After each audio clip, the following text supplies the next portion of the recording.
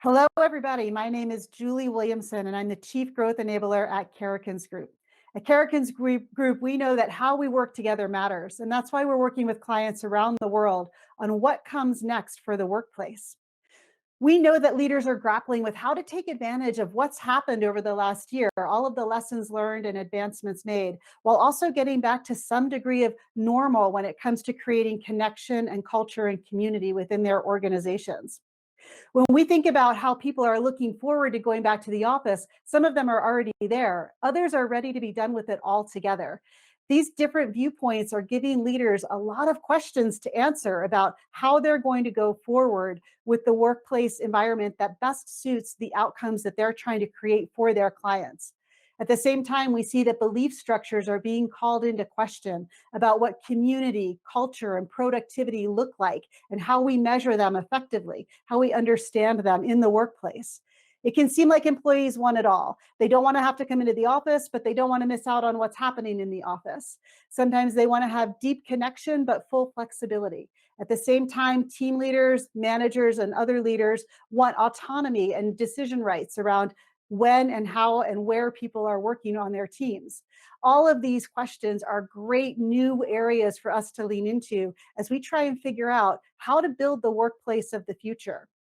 Today, we're joined by three leaders who are in very different industries, from healthcare supply chain, water technology, and home building, who are leaning into these questions with their organizations. We have this opportunity to hear from them about how their colleagues around the world who are in very different jobs, everything from swinging a hammer to building complex technology solutions to developing long-term relationships with clients to sell advanced solutions, how all of these different kinds of roles are leaning into the questions about what comes next for the workplace. The three of them are here to share their observations and their insights and some of the work that they're doing in this space. I'm delighted that you're going to have the opportunity to benefit from their perspectives and their insights as you go forward on your own journeys. Please welcome me in joining Alexis Kearns, GHX's Chief People Officer, Tony Milando, Chief Supply Chain Officer for Xylem, and Margaret Wu, Brookfield Development's EVP of Corporate Operations. Alexis, Tony, Margaret, thank you so much for being here with us. We really appreciate it. Thank I'd you. love to give, yeah, I'd love to give each of you a moment just to introduce yourselves and maybe share with us something interesting or unexpected that you've learned over the last year. Alexis, maybe I'll start with you. Great. Hello, everyone. Great to be here. I have the honor, as Julie said, of being the Chief People Officer at Global Healthcare Exchange, where we are in the heat of the battle with all of you, trying to answer all of the questions that Julie laid out. So I am excited to be here today to share what we've learned, but more importantly, I'm here to learn along with you. Julie asked us to talk about one thing we learned over the last year. And I was reflecting on that and I realized more than anything, I've learned how grateful I am for our teachers. It turns out I am a terrible elementary school teacher, which I learned while homeschooling my 7-year-old and 9-year-old. So I hope coming out of the pandemic, we figure out how to pay our teachers better. But also personally, I learned how to have grace for myself and for others as we entered people's homes, as we had colleagues struggling with balancing work and life all in one place, balancing the health and well-being of their families, and balancing the fact that it got messy and we had to have grace for ourselves and for each other. So I think that's the skill, Julie, that I had the opportunity to learn real time through the pandemic. Well, Alexis, I love that. And I think you're probably in good company with that. I think we've all learned to extend a little bit of grace. And so thank you. I appreciate that. And Tony, I'd love to hear from you. Again, just a couple of minutes about what you do and who you are and what have you learned over the last year? Sure. No, well, thanks for the opportunity. And it's going to be very interesting to hear from both Alexis and Margaret as we go through today's session. And it's a changing dynamic right now. I work for a company called Xylem. I run the end-to-end supply chain for that company. We're a water technology company, and we're committed to developing innovative solutions to really handle the world's most challenging water and infrastructure issues. We're a fairly young company, about 10 years old, roughly $5 billion in revenue, 16,000 employees global. We operate in 400 countries around the world, or 50 countries in 400 different locations, I should say, around the world. And we look at water as an opportunity of a lifetime for us. It's around how do we solve scarcity of water? How do we build more resilience in our infrastructure? And how do we make that affordable for people, communities, and individuals? As I said, my role at Xylem is running the end-to-end supply chain. And I think supply chain is a word that was not well used before the last 18 months, but certainly in the last 18 months, it is very well known what supply chain does. I don't need to explain it to my kids anymore. But one of the things for me that I learned over the last year was really, how important it was to pull away from what is now a really crowded Zoom calendar. So we're all in these Zoom calls day in and day out. And for the first month or two, I stopped exercising, and I really felt my stamina go down. I felt my energy go down. And so I make it a point to exercise every day. I exercise more now than I did before the pandemic. So I think that's one of the positives that have come out. And it's really one of the ways it's helped me get through the daily grind. Yeah, thanks. I really appreciate that idea of how do we pay more attention to the habits that we want to build and create the space for that, especially when it's an always on environment. Zoom's always available. And it can be tempting, especially when you're in a global organization like yours, to just be on all the time, right? Follow the sun zooming, I guess is the way to think about it. Thanks, Tony. Margaret, I'd love to hear from you as well. Hi, everyone. I'm Margaret Wu. I'm the head of corporate operations at Brookfield Properties, the development team. We develop real estate. So, anything from an office tower to an apartment to your home building. So we're in many locations. We just announced a deal that is closing next week with Newland. So we're very excited to welcome our new colleagues to the company. That will take us to 9 new markets across the US. So it's extremely exciting for us. What did I learn through the pandemic? Well, just talking about a deal, I've never done a deal. I've done 48 deals. I've never done one completely virtually. So it's been fascinating to kind of take that experience and turn it into something completely digital. I've also never been in a situation where I haven't met or shaken hands with the new colleagues prior to day one. So it has just been a complete new learning for all of us here at Brookfield. Yeah, Margaret, I think it's such a great reflection of the reality that life goes on, right? Like we figure out ways to get things done, and business has continued in many cases to find ways to thrive. Other businesses have been challenged in different ways. So we see this whole spectrum coming out of the last now almost 18 months, right? Like we're talking about the last year, but it's actually almost a year and a half now that we've been in this. And so I love hearing that for Brookfield and for your team, it's been about how do we continue to do these big deals even when we can't show up and fly in and shake hands and meet each other face to face. Thanks for that. Well, let's dive into the conversation. I would love to hear from the three of you. What are you hearing from your people and how are you responding to that? I know, Alexis, with the work that we've been doing at GHX, there have been a lot of opportunities to really hear from the employees. Anything that really stands out for you? Yes. So right now, the conversation has shifted to clarity. Employees really are seeking clarity for what's next. How are we going to work together in a post-pandemic world or a vaccinated world? We get are you going to force us to come back is my favorite, most frequently asked questions. And that choice of word force, something that I find really interesting. I'm like, we haven't forced you, right, to do anything except, take care of yourselves and your families. And so really having this great conversation right now about trust and the trust that was built, the organizational trust, the team trust, the trust of the individual to be productive from home. And so we're trying to shift the conversation from protocols and policies and procedures to, hey, we've built trust over the last 18 months of going through this pandemic together. How do we leverage that trust of each other organizationally and with individuals to build the right working arrangements to meet the needs of our customer and to meet the needs of our team?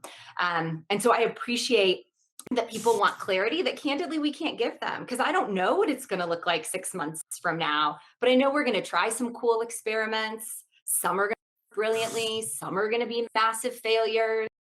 We're going to try something different. And so we're trying to shift this conversation at GHX anyway to one of trust, and how do we build on that trust to be creative in what comes next, and to do that here, so that we continue to build that concept of empowerment, and again, always keeping the customer at the center of what we're doing. Yeah, I love that, Alexis. I think that concept of trust in both directions, right? We hear from employees, they're saying, well, we've proven that we can be productive and we can continue to engage effectively. And organizations are saying, we've proven that we're going to take care of you and we're going to really, try and have that grace, to use the word that you used earlier. How do we create some grace with each other? So I think that idea of trust is going to continue to be revisited as we go forward, especially as companies go through different kinds of experiments with different areas of the business, and things are going to look a little different. I know, Tony, you've been doing a lot of listening sessions. I'm sure that this idea of trust is coming up for you, and probably some other things as well. Yeah, it absolutely has. But just going back to one of the things Alexis said, which I think is important, is that, we have to be prepared to adapt and change and potentially go back. We just don't know what's going to happen next. So this whole chapter is being written as we speak, and we're trying to find ways to move forward. So I love hearing what you said, Alexis, around being able to adapt. You might get some things wrong.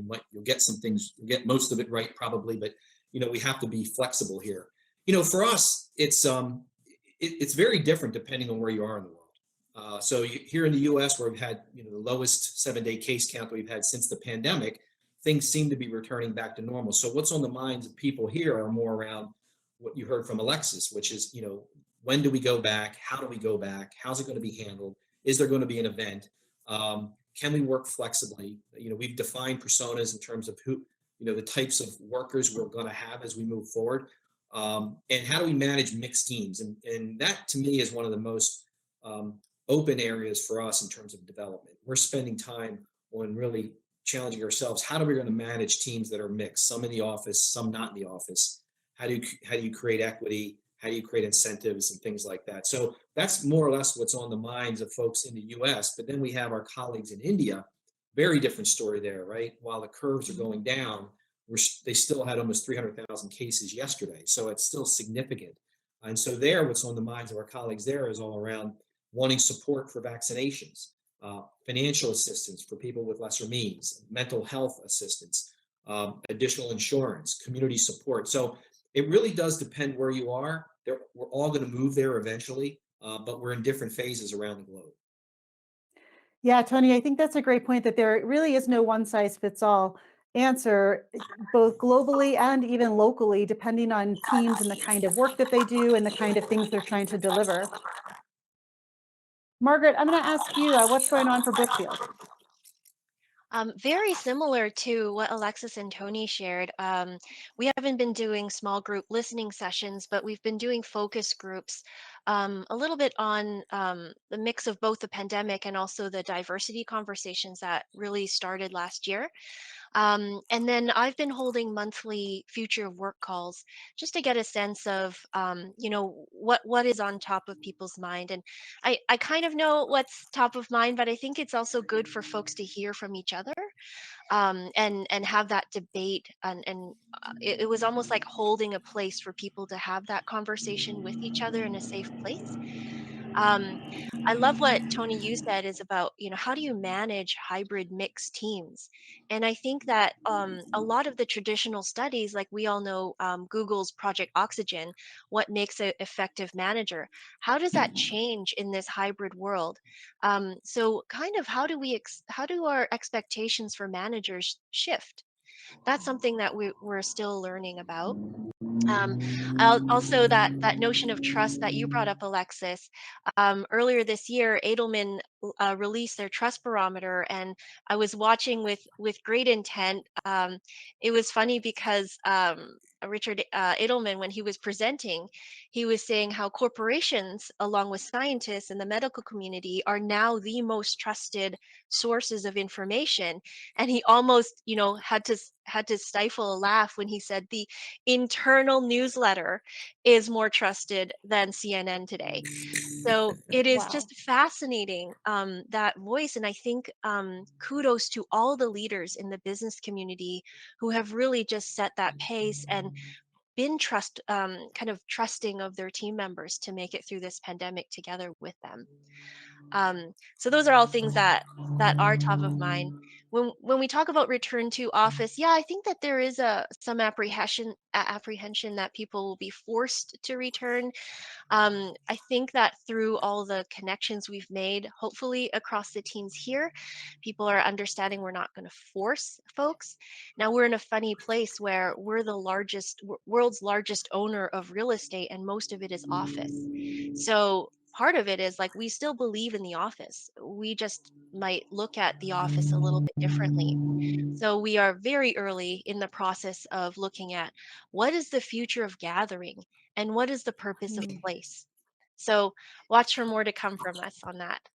Yeah, I think that's fascinating, Margaret. And this idea of place and space, I think, is an evolving conversation in most companies, right? What does it really mean to be in a shared space versus what does the place look like where we convene and gather? So looking forward to more on that. Go ahead, And Alexis. I think what's interesting about that is we're not hearing from our employees that they never want to go back to an office. They just don't want to go back 8 to 5 Monday through Friday. They're excited to go back and be in our volleyball tournament and our turkey trot and to do those things that connect us as a community. And I was reading a Microsoft blog. They just put out an interesting report, and they say that 60% of workers actually do want to come back and be together in person.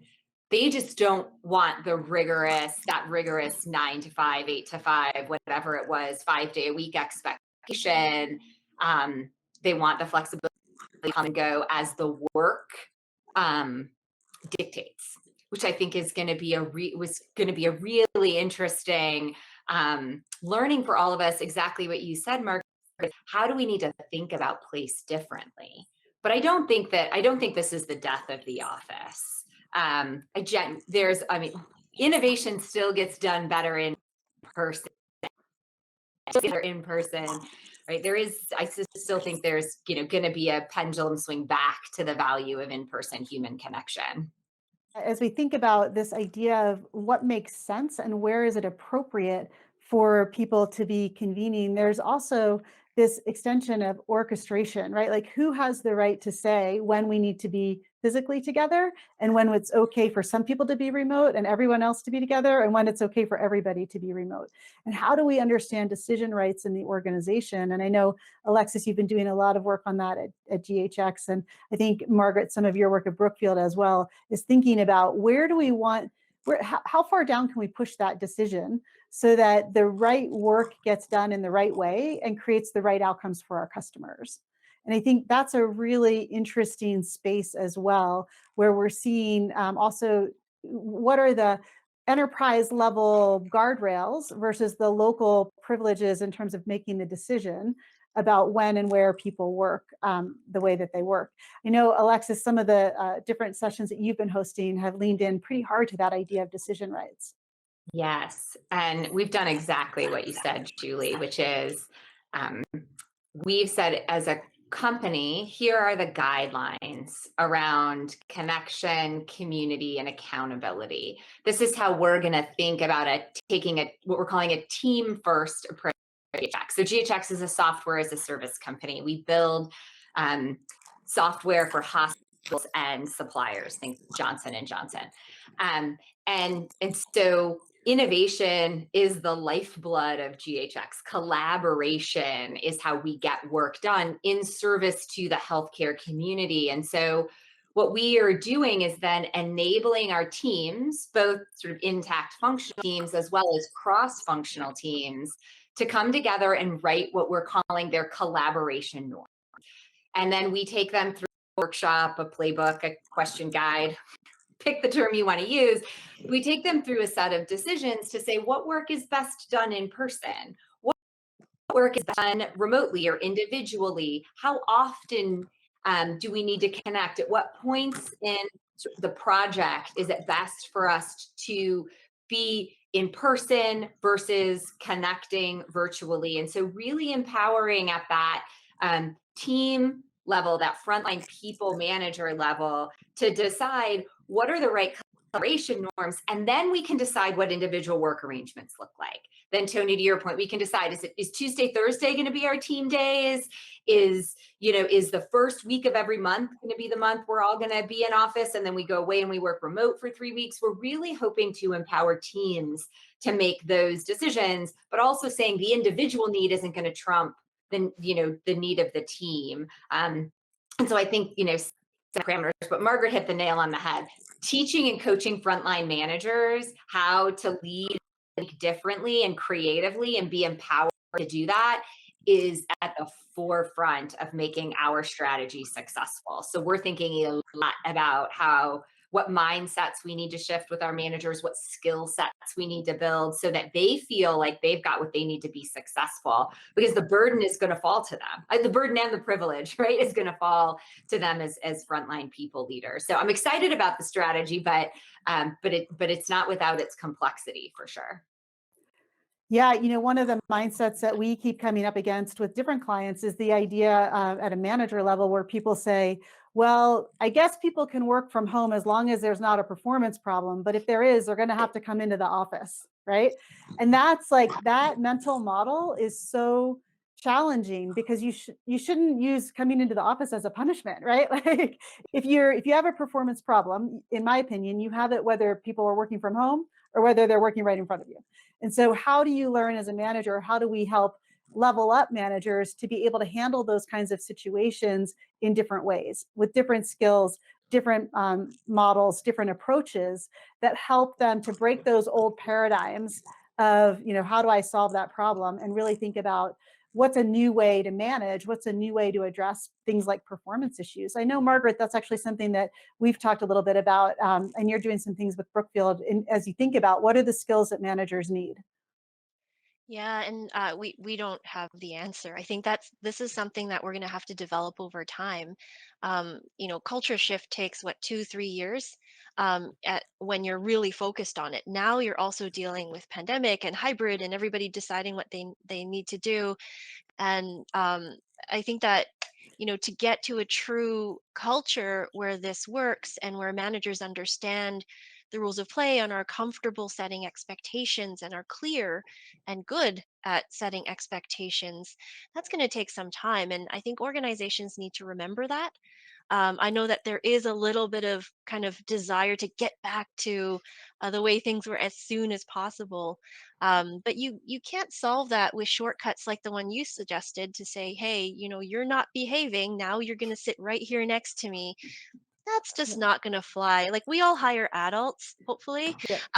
And so, and hopefully, like, performing adults, like we went through recruiting, so we have faith in them. And a lot of our team members run millions of dollars of portfolio, and yet we're telling them where they need to work and how and why, um, and where, sorry.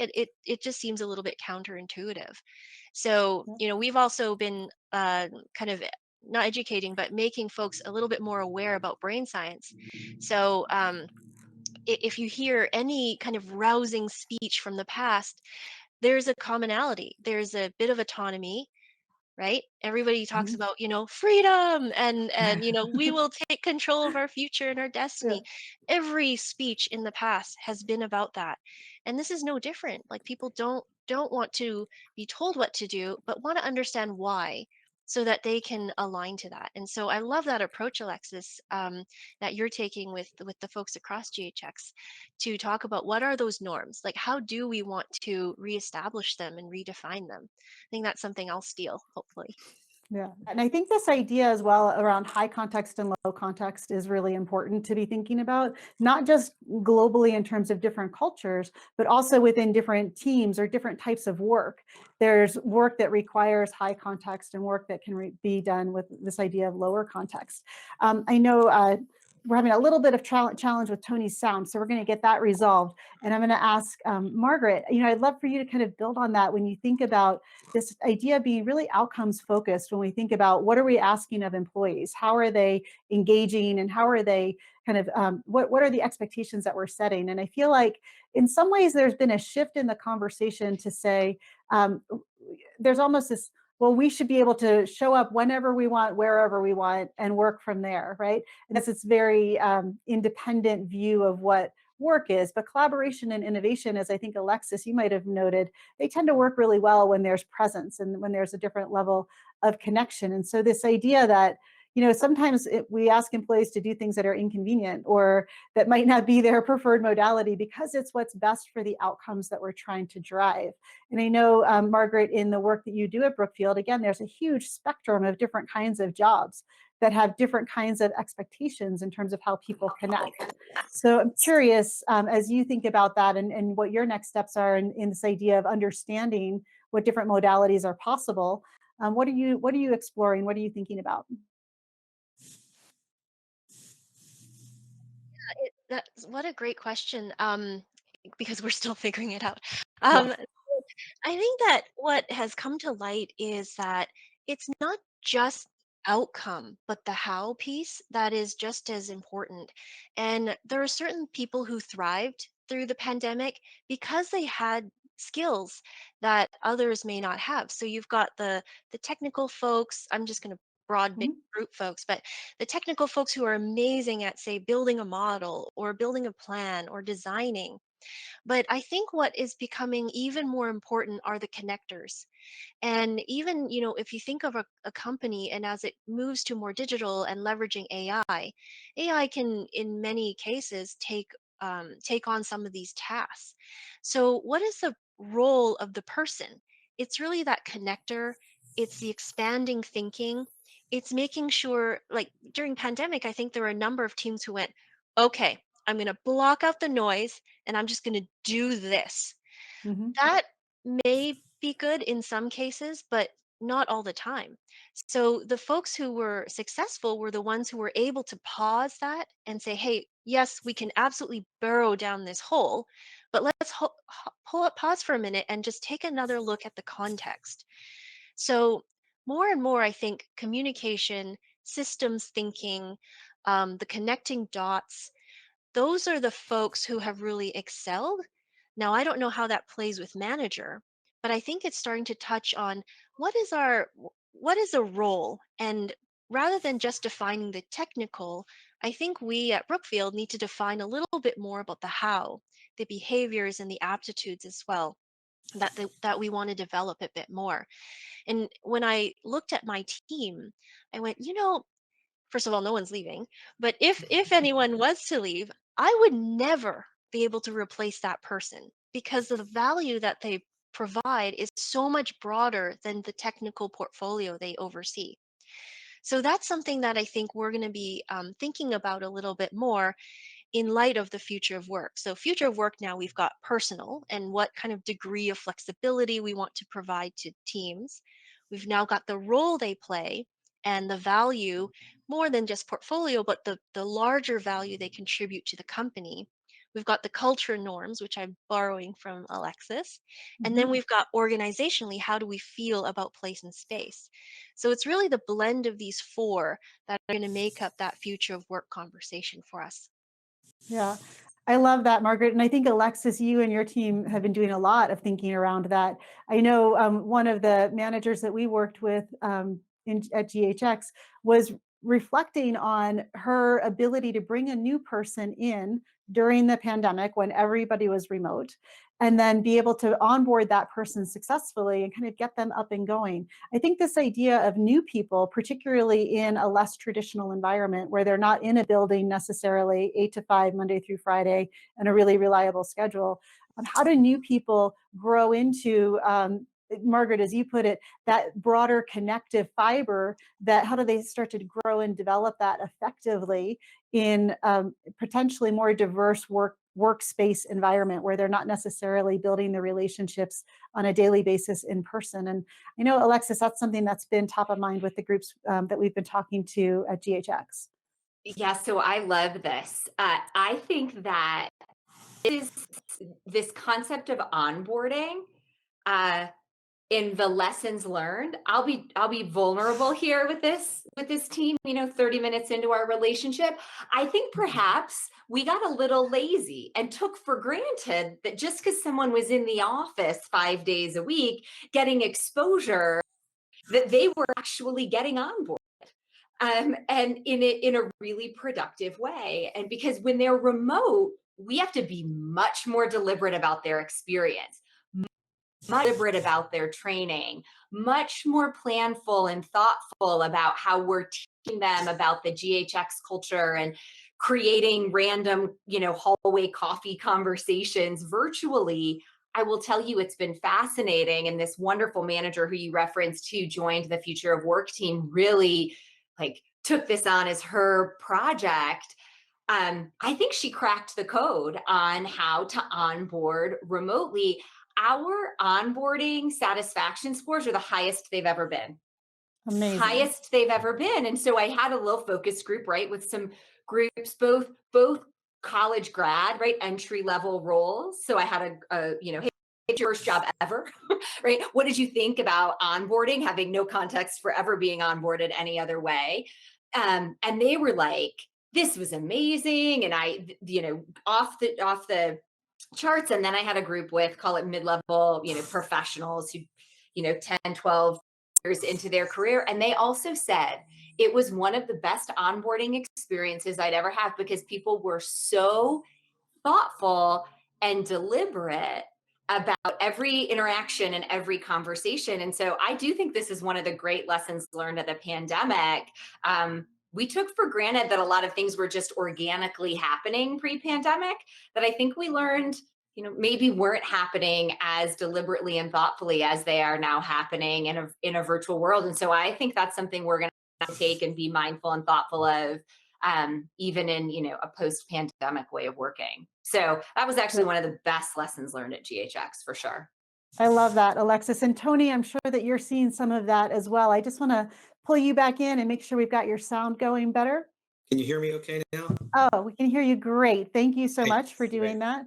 Yeah, as you no listen to this, problem. I'm sure it sparks some ideas for you. Yeah, no, I think Alexis hit it well, and I think I tried to make this point before I got cut off. But I think we got to be much more deliberate, and we got lazy, not intentionally, on these types of connections that we're making. For us, onboarding, I think at the entry level, we have so many development programs that people come into at the entry level that I think that they do get a pretty good onboarding with us. But the place that I'm mostly concerned is the mid-management, or the 5 to 7 early in career type folks that we bring on board, and they have already been exposed to another culture, and another experience. So bringing them on and having them onboarded is an area that we're in the process of getting better at. Frankly, we have packages that are not going to be good enough in the new way of working, particularly if you can't get to the office. We have 4 people on our CEO's staff that all started during the pandemic. So in fact, we've never met each other yet live. So and I have at least a few people on my team in the same boat. So think about this. We've been doing this for almost 18 months. The odds are you're going to have people on your teams that started in the pandemic have you never seen before. And so we really do have to find ways to do this. And it's, as I mentioned before, things like talent acquisition and managing mixed teams are top of the priority list for us. We don't have the answers yet, but again, I really like some of the things that I've heard from Alexis and Margaret. Yeah, and I think, Alexis, you talked earlier about this idea of experimentation. Like, how do we just try things and communicate to everybody? We're going to try this. We're going to see how it works. And then we're going to probably have to tweak it, or maybe ditch it all together and try something else. But it's going to be an ongoing learning, I think, for all of our different organizations. This idea of piloting things and having strength in that, I think, is really important.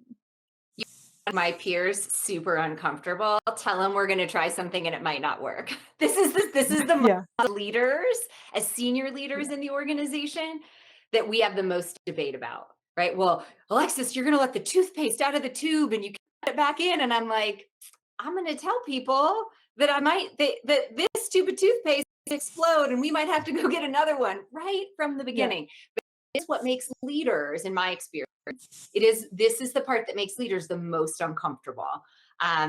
Is this toothpaste out of the tube, these experiments we're going to run that might not work, and getting really authentic with ourselves, that we're not going to make every employee happy.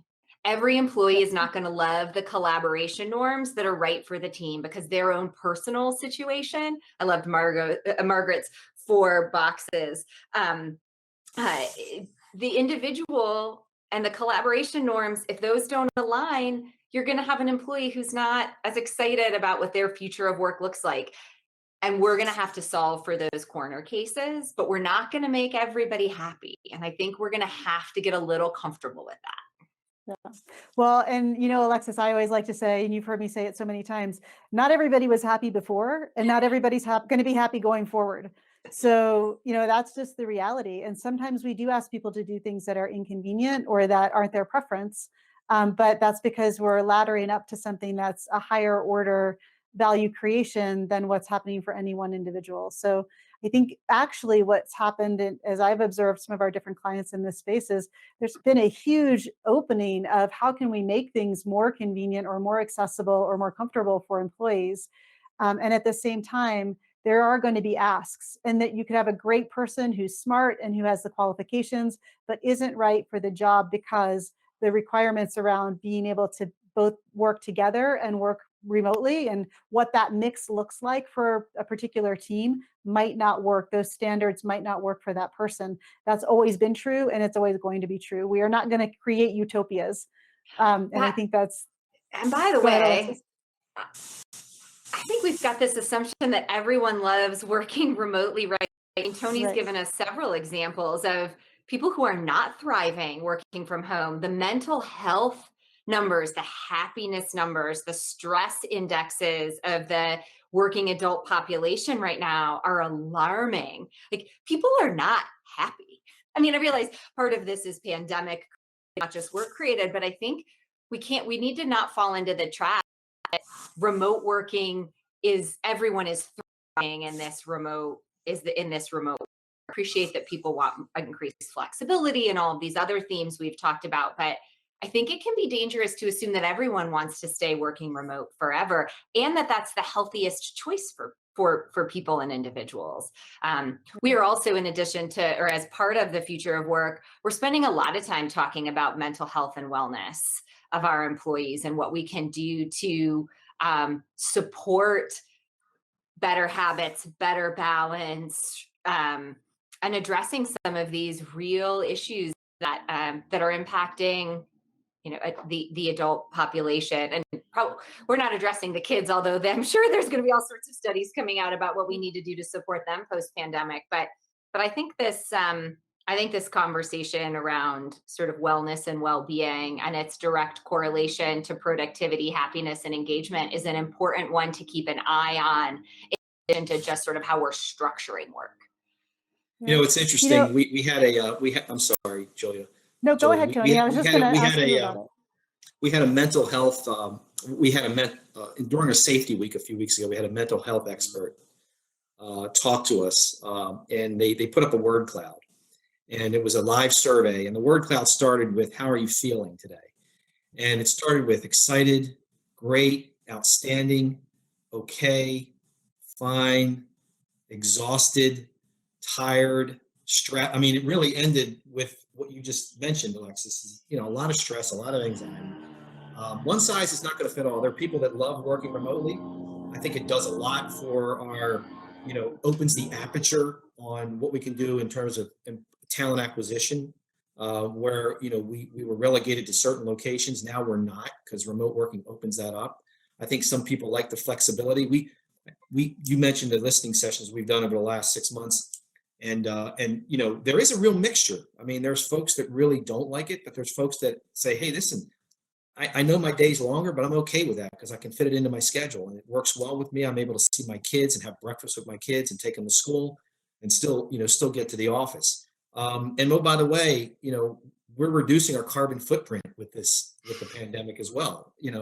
there's not many cars on the road these days. Although I was in New York last week, and I can't say that's the case. It's still as troubling as ever. But anyway, so I think there's definitely two sides to this in terms of where we end up. Yeah. And I know, Tony, you have been doing listening sessions, for example, with caregivers or different parts of the organization, right? And thinking about what are the different experiences, for example, of executives who often are a bit older, maybe their kids are out of the house, they might have a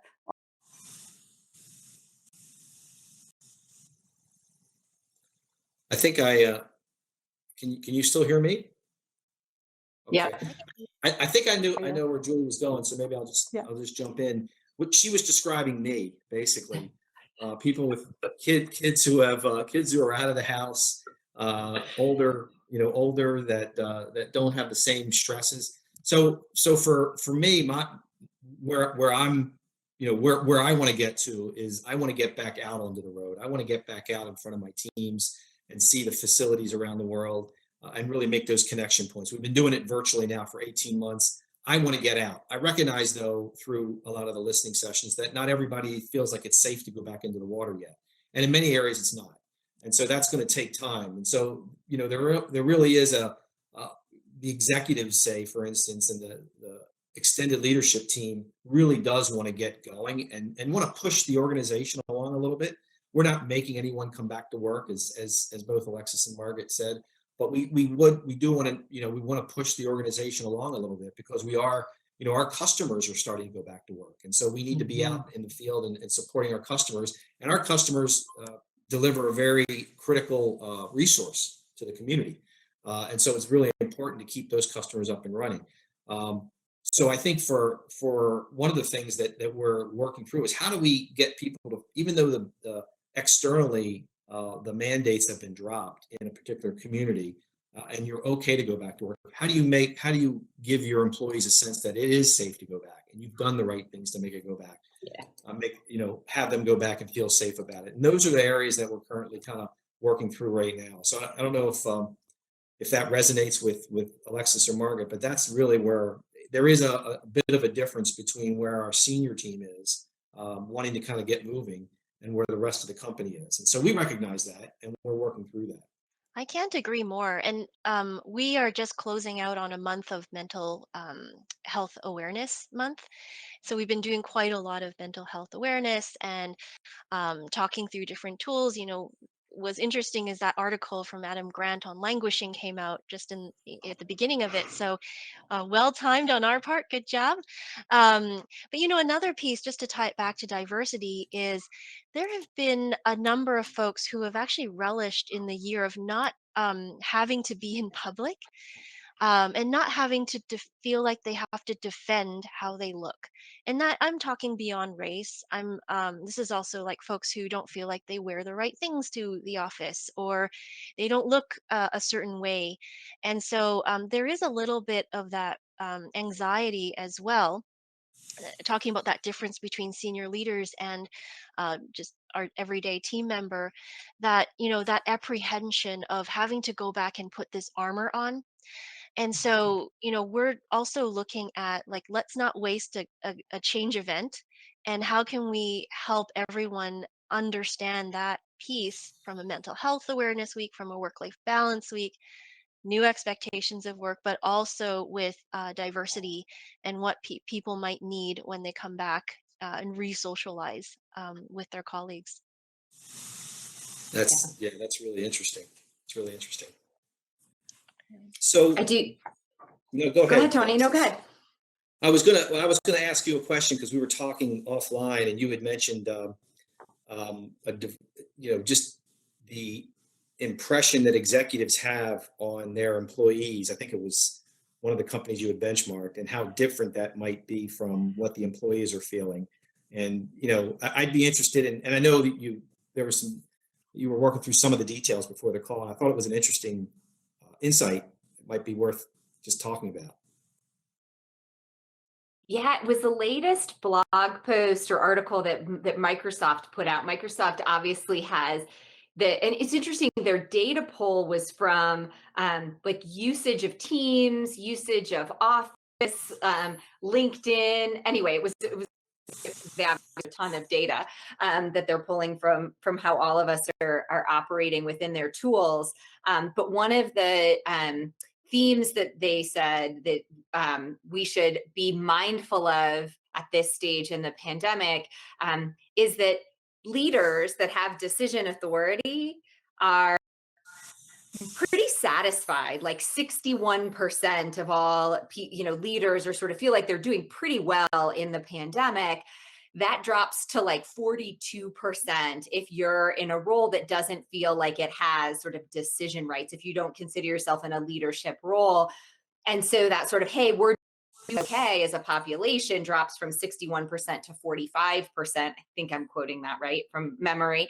And so what this is leaders are assuming that all the people that are working for them are feeling as good in the pandemic, as confident working through the pandemic as they are. And that would be an unconscious bias that has some really unintended consequences. So really encouraging, Tony, doing things like you're doing, these listening tours, these focus groups, we survey of our to sort of check in. What are you liking about the way we're working?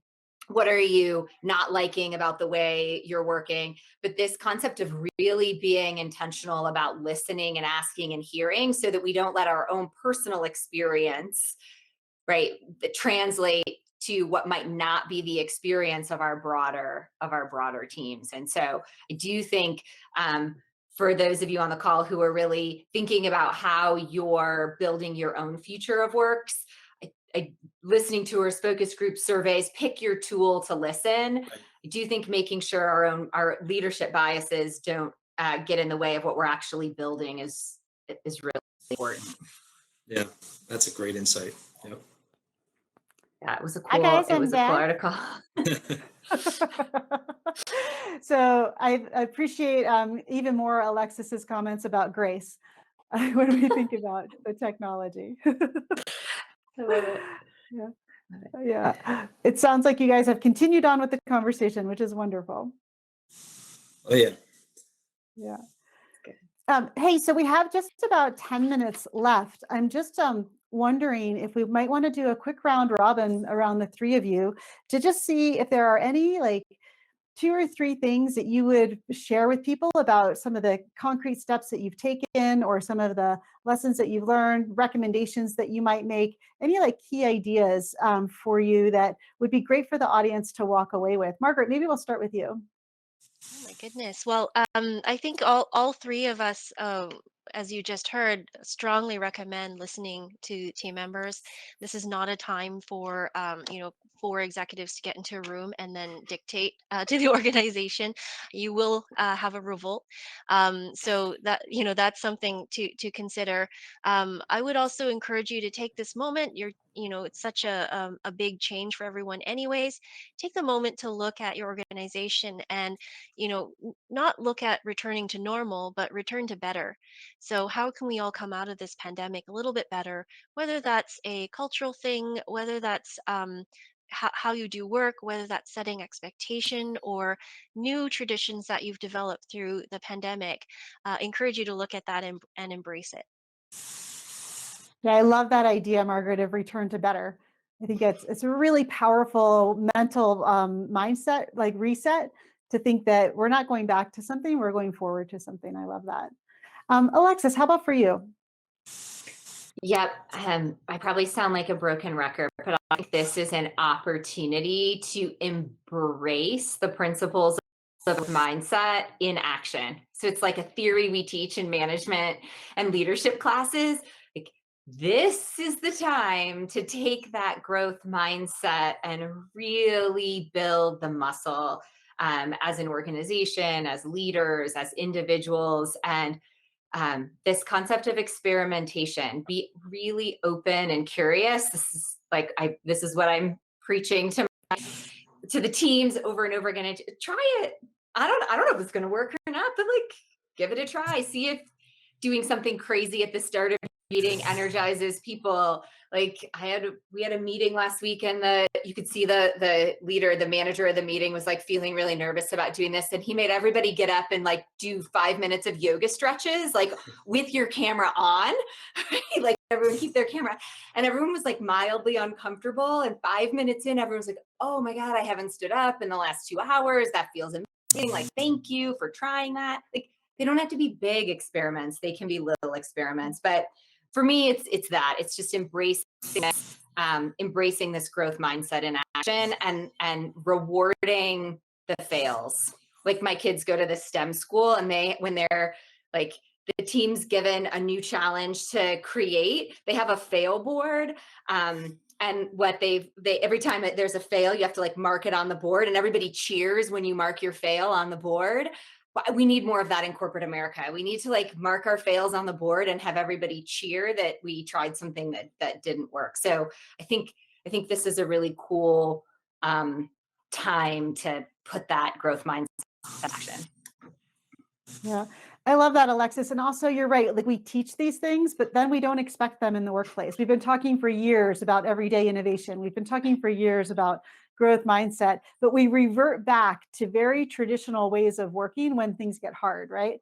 So you look at all of the research on the power of habits, and that's kind of how humans are wired. You go where it feels the safest, which is generally a very top-down, more hierarchical structure, more control, more process, things like that, where this has really forced us to lean into how can we be more expansive in our thinking? How can we try different things? How can we have these fast experiments where we might not get the toothpaste back in, but we can probably buy another tube of toothpaste, right? So I love that, that thinking and that analogy. Tony, what's top of mind for you? I love the fail fast mentality too. We call that the smallest executable step in Xylem, but I love the analogy because I really believe in that, and it's all around innovation and just trying to be better. I think working from home raised the bar in a lot of areas. It's going to require us to be sharper in some of the things that we should have been sharper in before. I would say, returning to work, there's a lot of people talking about it, but there's very few that actually have done a lot of this, from what I can tell. And so I'd say take it slow and do it methodically. This forced office model is one example that I've heard from one of the companies that was in one of the benchmarkings I had done. And then also this notion of defining the personas and the roles that I guess Alexis talked about earlier, I think is important as we talk about the future of work. Leadership intentionality, how are we going to work? We need to be more intentional around meetings and getting together and discussion topics, the moments that matter that I'd mentioned earlier. I thought was a nice little takeaway. And then, the business continuity component of my background would say, plan for a setback. We just don't, you don't know where this is going to end up. Hopefully we're headed in the right direction for good. And then we can really reap the benefits of this, I think, Margaret, you kind of hinted at it. Don't let a good crisis go to waste. So we can take advantage of some of these benefits, but certainly, plan for what happens when, if it happens, when we set back. So those are just some of the things that I would leave with the group. Yeah, and I think to that end, Tony, I'll go back to it and say that I'm going to walk away from this with a reminder to have some grace for all of these things. People have been isolated. Like, they do need to be re-socialized. We've had over a year to fall into new habits, to stop wearing pants with buttons on them, and not take a shower every day necessarily, right? We've gotten out of the routine of commuting every day. And as people go through these re-socialization processes, it's going to be really important for all of us to have a little patience and some grace.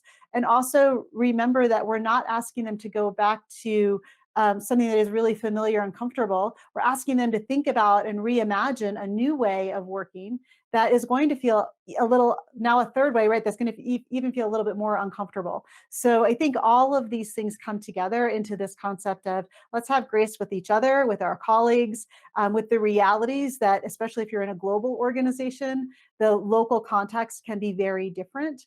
And when you're in a local organization, the roles and the jobs are very different. And what's required to create the outcomes for the company and for the customer, as well as for the employees, will look different and have different requirements in terms of what we're asking of people. So I think as we move into this new future of work, or this idea of reimagining what place and space can be for us and for our colleagues, it's just going to be a grand experiment, Alexis, to use your term. And I think that hopefully this conversation and the three of you taking the time to share your perspectives and share some of the things that are going on in your organization can inspire some of our participants and the people who've been listening in for the last hour to go forward with a lot of curiosity and really listen carefully to what's happening across different levels and different areas in your organization, and be willing to imagine and to experiment and to try things with a level of transparency that sets the expectations for your employees that it is an experiment and it may or may not work. And we might have to reset, and we're going to keep trying, and we're going to keep working towards better. I love, Margaret, that call out as well. Alexis, Tony, Margaret, I want to say thank you so much for taking the time to join us. Thank you for hanging in there while I disappeared for a minute or two. I appreciate that. I'm sure you had a great conversation there. And for all of the people who joined us, thank you so much for taking an hour out of your day. I hope that you've been inspired by our speakers and by our participants here. And we'd love to hear from you. You can reach us at hello@karrikinsgroup.com if you want to talk more about the future of work in your own organizations. Alexis, Margaret, Tony, thank you so much. And we'll go ahead and close it out. Thank you.